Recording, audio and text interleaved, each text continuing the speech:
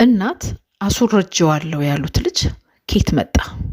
ወይ ወልጅ ያሳድጋለሁ እንጂ እንዴት እንደዚህ አይነት ነገር በስመ አብ ወልድ ምን ነው አንቺ ከወንድምሽ አራ አያርገው እርግጥ ነው በሰዓቱ ማርገዜን ነግሬያለሁ ብነግረውም እንዳስወረደው ነግሮኝ ስለነበር አይ ይሄ ሰው በቃ አይቀጥልም ማለት ነው ከሚል አንፃር ልጁን አስወርጄዋለሁ እና አሁንም ሄኖክ የሱ ልጅ አይደለም። ሄኖክ ወንድምሽ ቢሆን ከዚህ በኋላ የእናንተ ጣፈንታ ምንድነው የሚሆነው? እኔ ዘንድ በመሳት እንደዛ ሁምልበት አቅም የለኝም። በጣም ከባድ ሁኔታ ውስጥ ነው ያለሁት። እንዴት ነው ሄኖክን ወንድሜ ነው ልቀበለው የምችለው?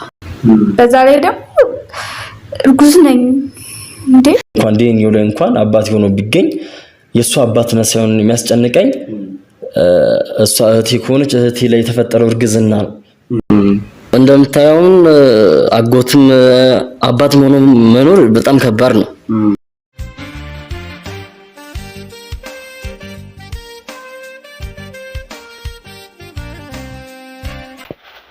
እናት አስወርጄዋለሁ ያሉት ልጅ ኬት መጣ? ሰላም ጤና ይስጥልኝ። እንዴት አላችሁ? የምክርቲው ቻናል ተከታታዮች በያላችሁበት ሀገር በያላችሁበት ቦታና በያላችሁበት ሁኔታ ሰላማችሁ እንዴት ነው? እኔ እግዚአብሔር ይመስገን እጅግ በጣም ሰላም ነኝ። እንግዲህ አንዳንዴ የቀን ጎዶሎ እንዲሉ እንደዚህ የቀን ጎዶሎ የሚሆንበት መጥፎ አጋጣሚዎች ይኖራሉ። ብዙ ደሳስ የሚሉ አጋጣሚዎች አሉ፣ ብዙ ደግሞ በጣም አሳዛኝ የሆኑ አጋጣሚዎች አሉ። እህትና ወንድም በተለያየ ቦታ ተወልደው ሳይተዋወቁ ድንገት ግን ለስራ ፍለጋ ሁለቱም ወጥተው በመንገድ ላይ ያሉ ይገናኛሉ። እህትና ወንድም መሆናቸውን አያውቁም። እነዚህ ሰዎች በዛች ቀን ጀምሮ ተዋወቁ። ውቃቸው አድጎ እስከ ፍቅር ደረሱ። ከዛም በኋላ ሰርግን አሰቡ። ድግስን ደግሰው ልክ የድግሱ ዕለት ወይ ደግሞ የሰርጋቸው ዕለት ሙሽራውና ሙሽሪት ተሞሽረው ሳሉ አባት መተው መሳሪያ በመተኮስ ሁለታችሁም ልጆቼ ስለሆናችሁ እህትና ወንድም መጋባት አይችልም በማለት ሰርጉን አስቁመውታል። ሙሽራው የተወለደው ያደገውም የተማረውም በሐረር ሲሆን ልጅቷ ሙሽሪት ደግሞ አዲስ አበባ ከተማ ውስጥ ተምራ ተመርቃ ሁለቱም እንግዲህ ከሐረር ያለው ለስራ ፍለጋ አዲስ አበባ መጥቶ እሷም ከአዲስ አበባ ወደ ስራ ፍለጋ መንገድ ላይ ቀን ያገናኛቸዋል። መጥፎ አጋጣሚ ሆነባቸው። ሙሽሪትም ጸንሳ ነበርና አባትየው በዛ ሁኔታ ሰርጉን አስቆሙ። ከዛ በኋላ ያለው ነገር ሲጣራ ዲኤንኤም ተመርምሮ የመጣው ውጤት አለ። ግን እናትየው ማለት የልጁ እናት በዚህ ጉዳይ ላይ ሲጠየቁ በፍጹም እርግጠኛ ሆነው የተናገሩት ነገር ምንድነው? ከአቶ ዘለቀ አርግዤ ነበር፣ ማርገዜን ስነግረው አስወርጄዋለኝ፣ አስወረድኩት። ስለዚህ ሄኖክ የዘለቀ ልጅ አይደለም ብለው በጣም በእርግጠኝነት ሲናገሩ ነበር። እናት ያስወረዱት ልጃቸው ኬት መጣ? አስወርጄዋለሁ እንጂ ከሱ ያረገዝኩት ልጅ በህይወት የለም ብለው ያሉት ልጃቸው ያቶ ዘለቀ ልጅ ኬት መጣ? ዛሬ በዲኤንኤ ተረጋገጠ። የሙሽሪትና የሙሽራው እህትና ወንድም መሆናቸው ተረጋገጠ። ኬት መጥቶ ነው? ምንስ ነው ደሞስ የተፈጠረው? ዲኤንኤውን እንጠራጠረው ወይስ ሴትየዋን እናትየዋን እንጠራጠር?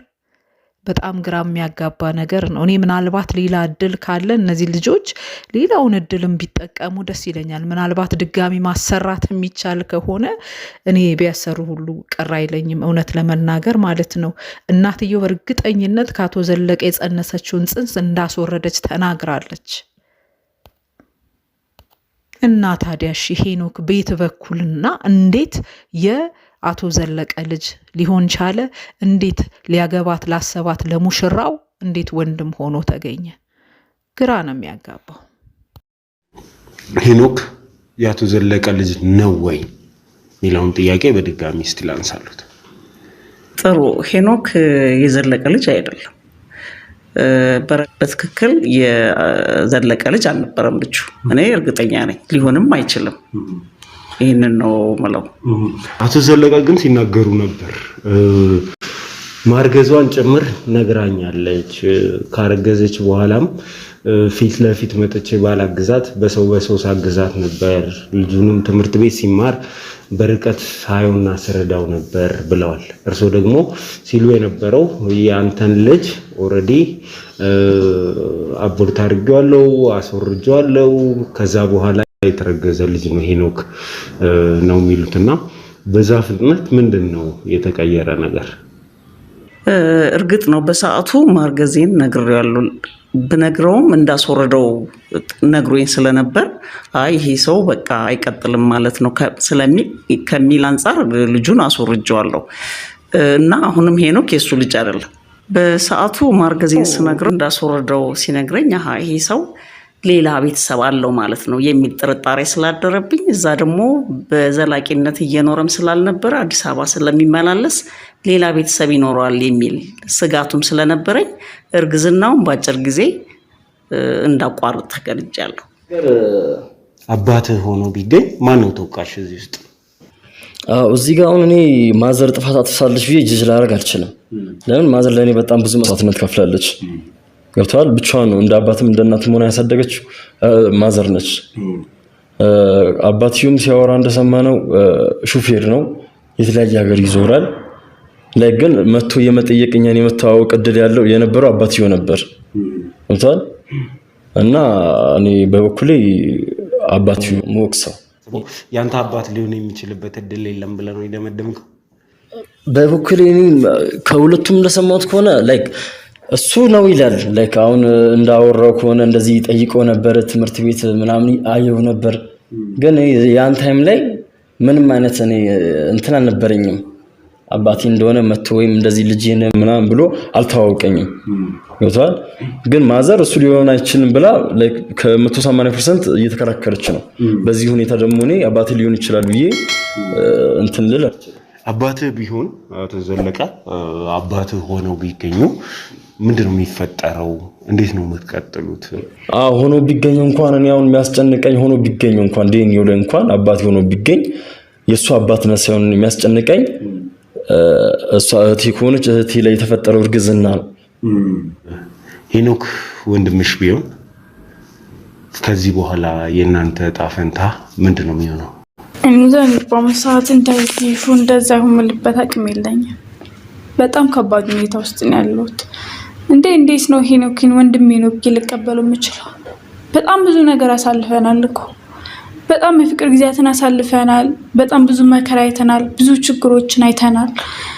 እንዴት ነው ትዳር ውስጥ ገብቼ የልጆች አባት ባል ይሆናል ብዬ የማስበውን ሰው ድንገት ከመሬት ተነስቶ አንድ ሰው ብቻ ስለመጣ ወንድምሽ ነው ስላለኝ ልቀበል አልችልም በጭራሽ። እኔ የምቀበልበት አቅምም የለኝም። ልቀበለውም ላምንም አልችልም። እኔ እዚህ ጋር ምንም ነገር ቢፈጠር እሱን እንደ ወንድሜ ላይ አልችልም። በዛ ላይ ደግሞ እርጉዝ ነኝ። ወንድምሽ ባይሆንስ? ወንድምሽ አይደለም ቢባል ትዳራችሁ በምን አይነት ሁኔታ ይቀጥላል?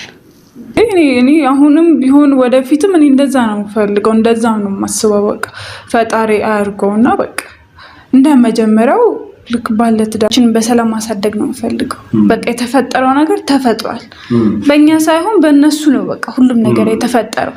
ስለዚህ እነሱ በሚያደርጉት ነገር ራሳቸው በሚጠያየቁት ነገር መወቃቀስም ካለባቸው ራሳቸው ናቸው ሁሉም ነገር መጨረስ ያለባቸው እንጂ እኛ ህይወት ውስጥ መጥተው ሊቀይሩት ነገር የለም። በቃ እሺ፣ እንግዲህ ከምንም በላይ አጓጊ የሆነውና አሳሳቢ የሆነው የሄኖክና የሳራ የዲኤንኤ ውጤት ነው። ዛሬ እንግዲህ የተሰባሰብ ነው ይህንን ውጤት ለማየት ነው። ከጽንስ ከተፈጠረ በኋላ ነገሮች በዚህ ርቀት ከሄዱ በኋላ የሰርግ ዕለት ነው እንግዲህ የነዚህ ልጆች ግንኙነት እንዲቋረጥ የጠየቁት አቶ ዘለቀ። ከምንም በላይ እነዚህ ልጆች እዚህ ድረስ ገፍተው እስኪሄዱ ድረስ እርሱ ለምን አላስቆሙም?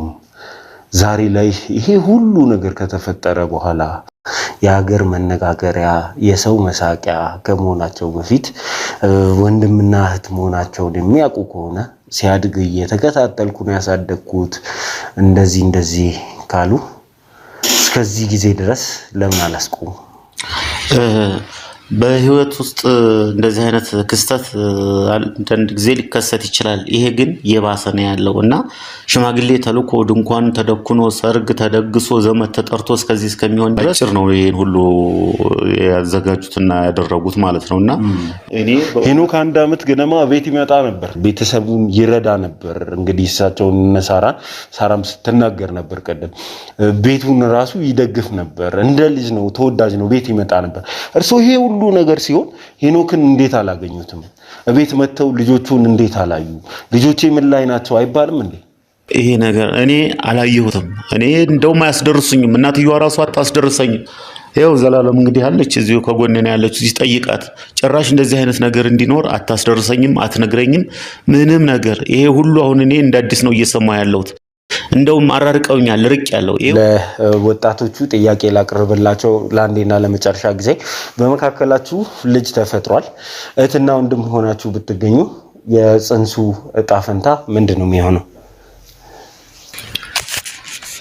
አሁን እንዳልኩ ውጤቱ ያ ሆኖ ከተገኘ እኔ እንጃ ለማሰብ ራሱ ይከብዳል። አሁን ወሬው እንኳን አስብ ከእህትና ወንድም የተወለደ ልጅ ሲባል ወሬው እንኳን በጣም ከባድ ነው። ለሷም ቢሆን ለኔም ቢሆን በጣም ከባድ ነው። እንደምታየው አጎትም አባትም ሆኖ መኖር በጣም ከባድ ነው። ገብቶሃል? እኔ የጽንሱን ሁኔታ እኔ እንጃ አሁን እኔ በኩል አላሰብኩም። አሁን ሆኖ ቢገኝ እንኳን ምን እንደምናደርግ እኔ እንጃ። ማሰብ ያለብን መወሰን ያለብን ሰዓት ላይ ነው። ምክንያቱም ከዚህ ውጤት በኋላ ምንም ቁጭ ብለን የምንነጋገርበት አጋጣሚ ላናገኝ እንችላለን እና ምንድነው የሚሆነው የጽንሱ ዕጣ ፈንታ?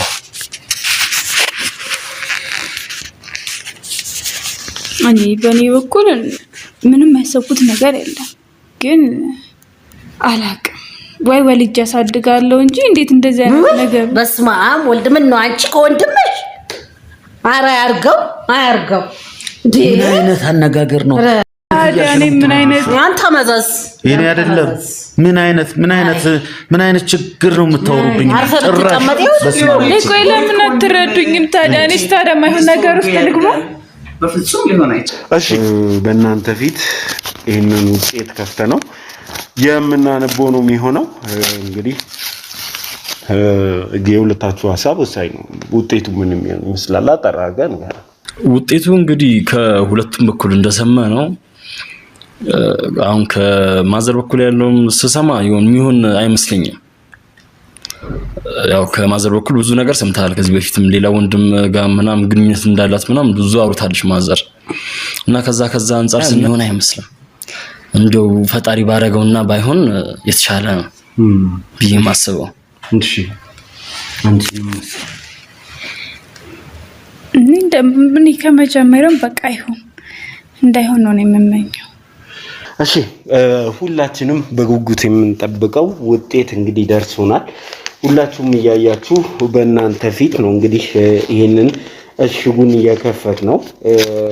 እንግዲህ እንደምታዩት ከላይ የምርመራ ተቋሙ ስምና ማህተም ያለው ነው። በራስጌም በግርጌም ማህተም ታጅቦ የመጣ ውጤት ነው። እንደሚከተለው አነበዋለሁ። በሄኖክ ፍቃዱና ሳራ ዘለቀ ወንድምና እህትነት ግንኙነት መኖሩንና አለመኖሩን በዲኤንኤ ምርመራ ለማረጋገጥ ሄኖክ ፍቃዱና ሳራ ዘለቀ በአካል ቀርበው በላብራቶሪ ባለሙያ የሰጡትን ከአፍ ውስጥ የተሰጠ የምራቅና የጉንጭ ህዋስ ተመርማሪ ህዋስ ናሙናዎች ናቸው ይላል። የምርመራው ውጤት እንደሚከተለው ይነበባል። የሄኖክ ፍቃዱና የሳራ ዘለቀ ዘረመል ተመርምሮ ከውጤት ላይ ተደርሷል። በዚህም መሰረት የተጠየቀው ምርመራ ሄኖክ ፍቃዱና ሳራ ዘለቀ ወንድምና እህት መሆን ያለመሆናቸውን እንድንለይ ነው።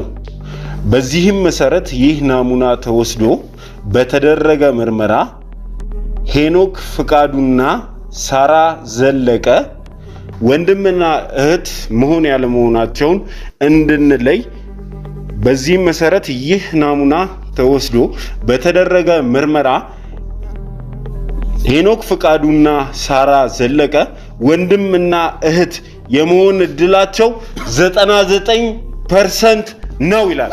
ስለዚህ ወንድምና እህት ናቸው።